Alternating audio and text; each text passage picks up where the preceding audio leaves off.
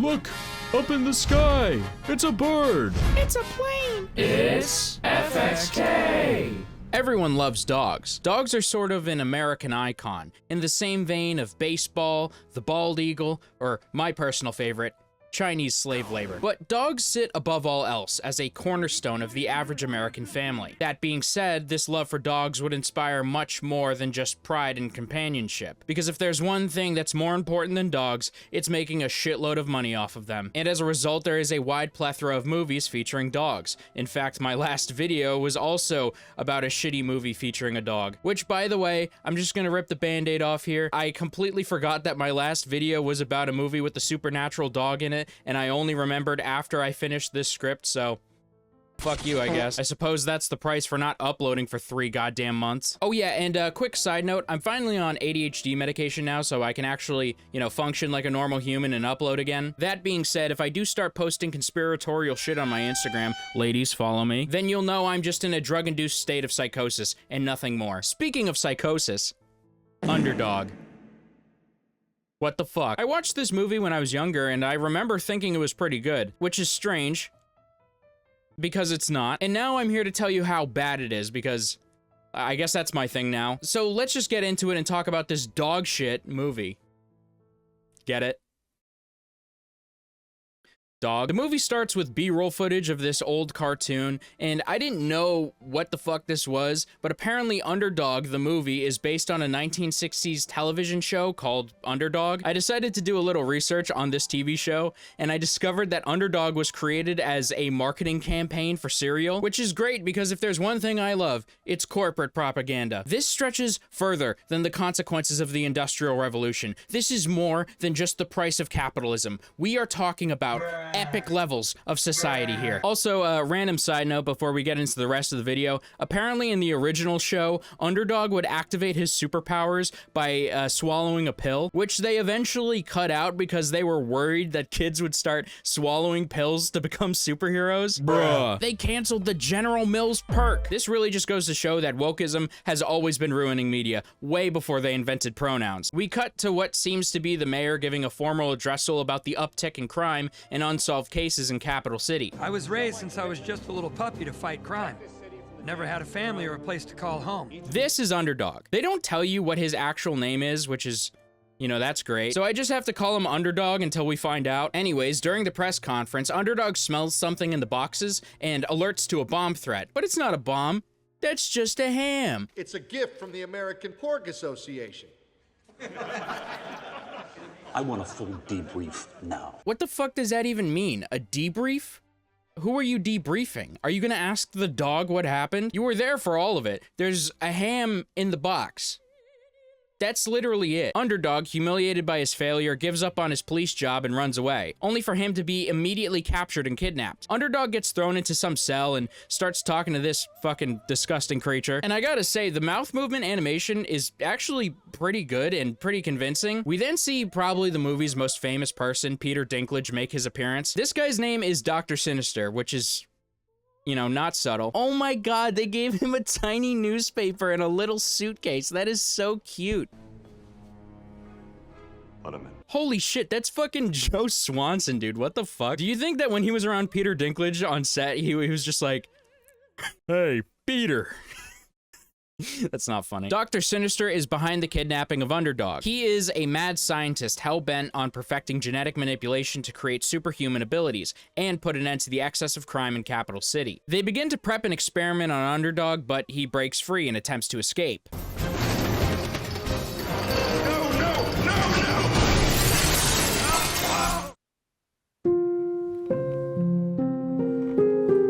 I'm just kidding, he didn't die. I wish he did, but he didn't. Underdog, despite being covered and surrounded in deadly chemicals and broken glass, manages to get up completely unharmed, and now he has superpowers.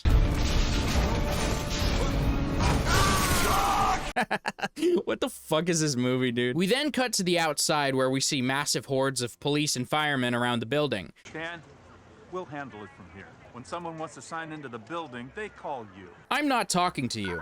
I am reading a script right now. This is a movie that we are in. Later on, Underdog is searching through the garbage when he's approached by these thug dogs that are mean to him for literally no reason. And it doesn't make any sense because these dogs are like fucking purebred and completely healthy. They are too beautiful to live in a goddamn dark alley full of garbage, okay? This is the type of dog you see in an alley. As Underdog is running away, he gets hit by a car. And the guy driving is none other than the security guard that we saw from earlier. And so he decides to take the dog back to his house. We then cut to a young man named Jack forging a sick note for himself. Got one. What the fuck is that? Those are not his hands. Those are the hands of some random old fat bitch. This is Jack Unger, and he's the son of the security guard. They decide to name the dog Shoeshine because he, I don't know, he likes licking shoes, I guess. Give him a chance. You might even like him. I don't think so. Why the fuck are you so sure that you don't like this dog? He's done absolutely nothing wrong. I know teenagers are pieces of shit, okay? Trust me, I got 3 of them locked in my basement and they're always complaining. They're like, oh, you're hurting me. I miss my mom. Like, I get teenagers are annoying and they're ungrateful and their angst is impossible to deal with, but this isn't angst, okay? This is just a fucking sociopath. This movie is attempting to set up this bullshit where it's like, oh, the teenage son is mad at his dad because his mom is fucking dead and he's never home and the conflict of the story will bring them together, which is not a crime inherently, but I feel like I shouldn't be able to see that 13 minutes into the movie. Like, do you remember this guy's name?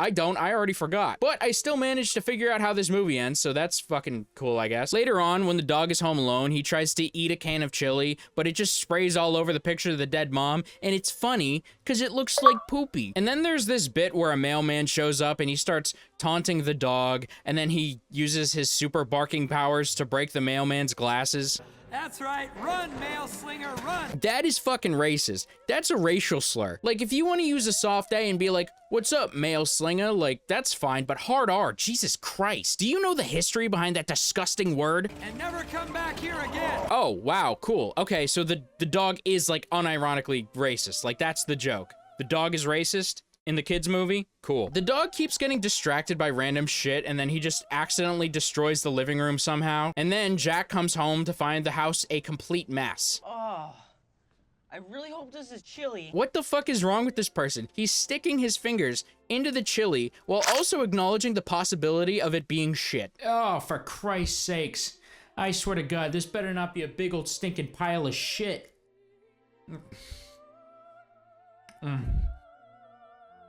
It is shit. Underdog then speaks to Jack. I don't know if it's accidental or purposely because, you know, this movie is written by a fucking lobotomite. Jack struggles to come to terms with his dog's ability to speak, so he just leaves his house and brings the dog with him, which, you may be noticing, doesn't solve any problem and seems completely pointless. So that's good. It feels like they did this solely so they could just have an excuse to change the scenery, which makes sense because then we're introduced to Molly, who is a human with skin and hair. That's about it. I'll let you know if there's more. I've got my dog too.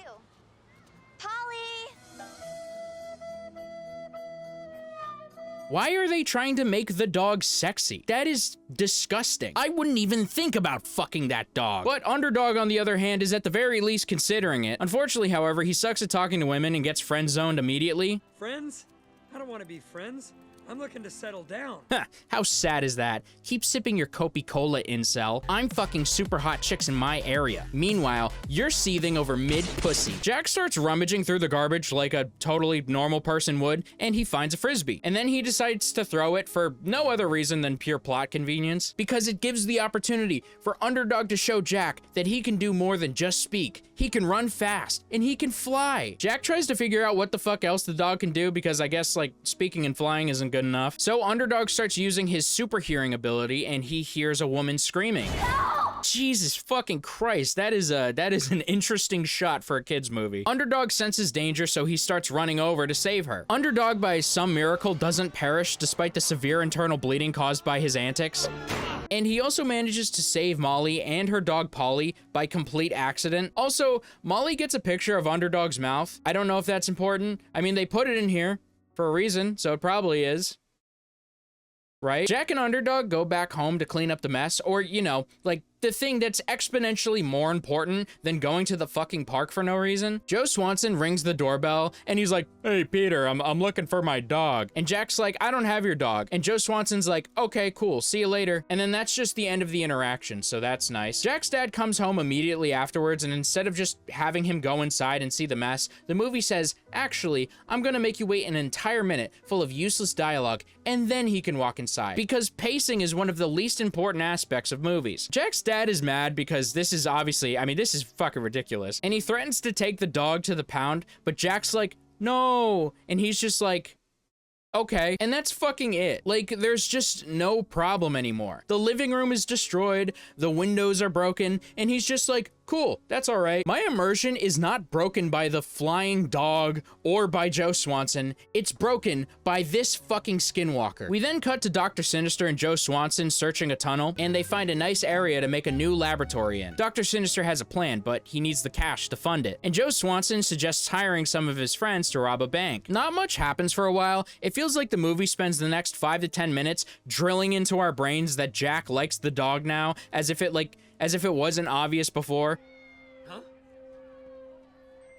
There goes the neighborhood. Okay, wait, so it's like a running gag that the dog is racist. I wish they leaned more into that. Look, I don't support racism. I think racism is bad, but it is funny, especially when a dog's doing it. What the dog doing? Spoonful? Bruh. I like the racist dog. Make that a movie, okay? I'll give it 10 stars. And a golden trophy. Dr. Sinister and Joe Swanson break back into their old laboratory, where they find some device that will help them create more super dogs. Back at home, Jack and Underdog continue to have a heart-to-heart. During this scene, we learn about how Jack's dad retired from the police force and how his mom died, you know, pretty much shit that anyone watching was already able to figure out. I really appreciate this movie's commitment to doing everything terribly. Jack sees a robbery on the TV and he tells Underdog he should stop the criminals. Underdog is a bit reserved, however, saying he just wants to be a normal dog. I just want to be a regular dog. And I want to be a regular kid with a mom and a dad.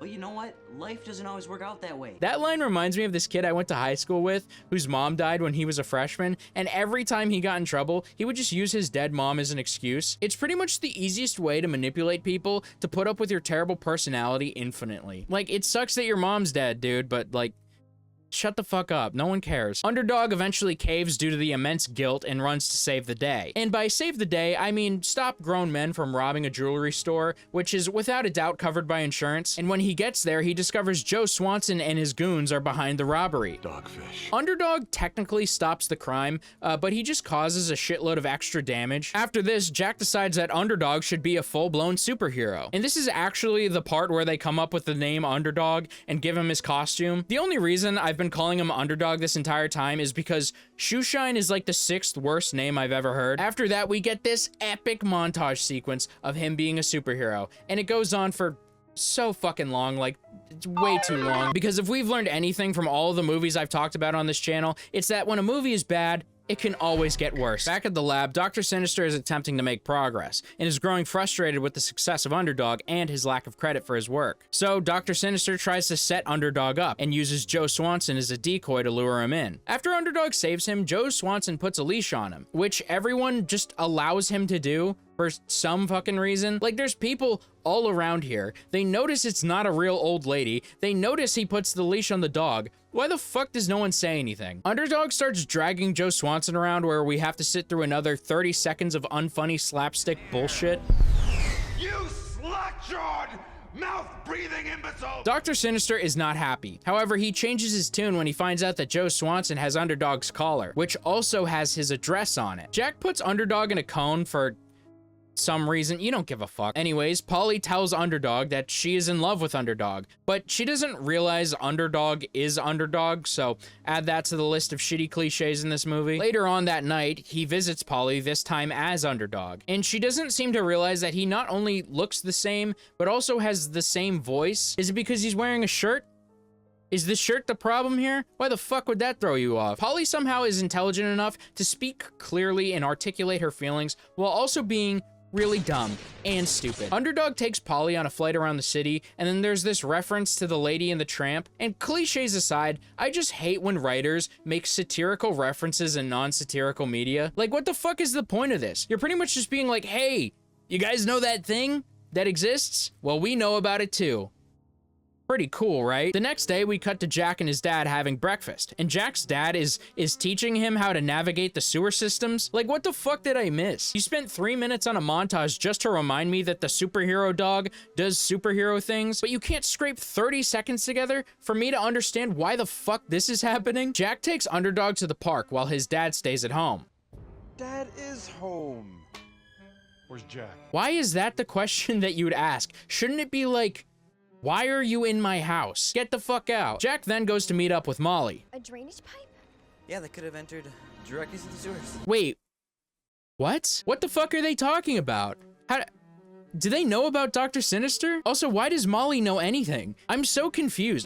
Did I miss something? I can't tell if I'm retarded or the movie's retarded. I don't even know what I'm confused about, really. Like, I don't know how either of these characters know anything about the sewer systems or Dr. Sinister. It also seems like Molly is in on the Underdog thing, because, like, if she isn't, then this makes even less sense. I watched this movie 3 goddamn times. I still don't know what the fuck is going on. Anyways, skipping over that major plot hole, Dr. Sinister kidnaps Jack's dad, and Underdog senses he's in danger. And then they run away to save him, but they don't say anything to Molly. So, like, she knows about the sewers and refers to them, who I would assume is Dr. Sinister and Joe Swanson, and now they're running to the sewer to see Dr. Sinister, but she can't know about it? That makes no fucking sense. What the fuck is going on? Anyways, ignoring my incapacitating confusion, they confront Dr. Sinister, and as a concession, Underdog allows them to do whatever they want to him, as long as they don't hurt Jack's dad. So they take his powers away and put them into little pills, which doesn't make any sense at all, but considering the massive plot hole we just crawled out of, I'm pretty content with it. Dr. Sinister gives his German Shepherds the pills, and they become infused with superpowers and get the ability to speak. And then Dr. Sinister goes to the Capitol for some reason that I don't care about. Jack and his dad have a heart-to-heart about some stupid shit, and I just want this movie to be over, and it's not, and that's very unfortunate. But they're eventually able to break out of the sewer with Underdog. Dr. Sinister then kidnaps the mayor of Capital City. I have no clue why, but okay. Like, I know he wants the credit for Underdog and to be revered as a genius, but, like, why can't he just show him the talking dogs and be like, hey, I did that. Why does he need to kidnap the mayor? That seems pointless. But it gets even worse because Joe Swanson plants a bomb on the Capitol building. I just don't understand why any of this is happening. Like, I get that he's evil, but he just doesn't have any good reasons for what he's doing. He's just fucking grumpy. Jack, as well as his dad and Underdog, show up at the Capitol building, which is surrounded by SWAT and police. Underdog doesn't have his superpowers anymore, but he's able to smell a bomb. And so he trusts his gut and he runs in to save the day. And all of the police just allow him to walk through. I feel like a random dog running into an active crime scene is a super huge issue, but, you know, whatever, fuck it, I guess. Underdog infiltrates the building and he causes Dr. Sinister to drop his super pills. And so he takes one and gets his superpowers back. Oh yeah, I forgot to mention, Molly saw Joe Swanson earlier and decided to follow him up to the top of the building, and then she gets kidnapped. And it's like, I don't know what this character knows. I don't even know why she's in this fucking movie. I don't know what she's been told. I don't know why the fuck she's here. She just is for some reason. Dr. Sinister takes matters into his own hands and eats one of the super pills. And then he tries to kill Underdog. Obviously he doesn't, and you don't care about anything else that happens because I certainly don't, so let's just move forward. Underdog then gets in his costume and retrieves the bomb. And then to dispose of the bomb, he digs like a really deep hole and then leaves the bomb at the bottom because tectonic plates are a figment of my imagination. Underdog gets blasted up into space and then, you know, shoots back down, and you think he's dead, but he's not dead, he's alive. And that's the end of the movie, fuck you. Okay, so you're probably thinking, Nate, that wasn't that bad of a movie. My response to that is, no. Let me pose a hypothetical question. If Underdog was actually a human, would this movie be good? No, it wouldn't. The problem with this movie is it's just the most generic superhero concept that was beaten to the ground 40 years ago, but it's supposed to be good because a dog is doing it. I feel like if the only reason your movie is different or even remotely interesting is due to a gimmick, then the movie just isn't good. Like, a movie about my life would suck, but it would be a whole lot more interesting if instead of me, it was just like a penguin instead. And it's like, oh, that's cool. The penguin is driving a car and he's eating a sandwich. Like, who gives a fuck? There's rarely any funny moments in this movie at all. Like, the only time I laugh is when Joe Swanson says something similar to Joe Swanson. I think the worst part of this movie is it's just made for the sake of it. It's a reboot of an old show that was initially created to just be a long commercial, but it's not being made for those people who watch their cereal propaganda. This is made for small, dumb children. So it's essentially just made for no one at all. I feel like Disney dusted off their filing cabinet of dead IPs that they own and were just like, huh, this one looks interesting. Fuck it. This movie is really bad, but do you know what's good? My channel. I have a second channel where I make similar content, but it's just stuff that doesn't fit this channel, like drama or random commentary stuff. So subscribe to that for some extra content. Also, if you like what I do, support me on Patreon. Everyone who pledges more than $5 will show up on the screen. I also want to give a special thanks to my premium patrons. Fuck, that's just one person. But even if all you have is $1, you can get early access to all my main channel uploads early. Maybe there's even one up right now. Probably not, but maybe. And make sure you smash that like button and subscribe for epic sex. And I'll catch you in the next one. See you guys.